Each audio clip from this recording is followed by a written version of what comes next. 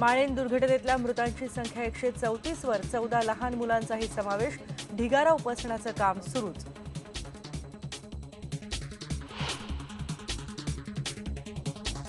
मुळशी धरणातून सोडलेल्या पाण्यामुळे पिंपरी चिंचवडमध्ये नदीकाठच्या भागांमध्ये पाणी. सांगवी परिसरातल्या 100 कुटुंबांनी केलं स्थलांतर.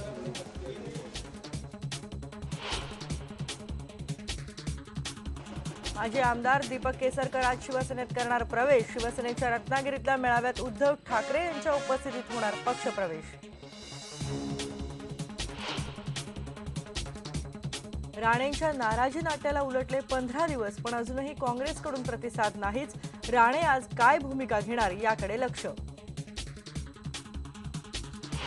राहायला घर नाही.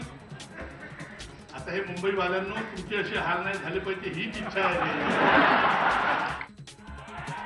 दिल्लीतलं सरकार गेलं, आता राज्यातलं सांभाळा. माजी मंत्री विलासराव मुत्तेमवार यांचा मुख्यमंत्र्यांना टोला. नागपूरमध्ये झालेल्या विभागीय मेळाव्यात केली तुफान टोलेबाजी.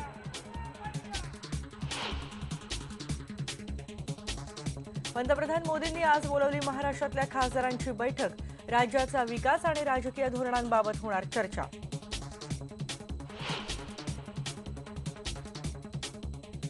बाप्पांच्या आगमनाच्या तयारीला वेग. मुंबईत गणेश मंडळांच्या मूर्त्या आणायला सुरुवात.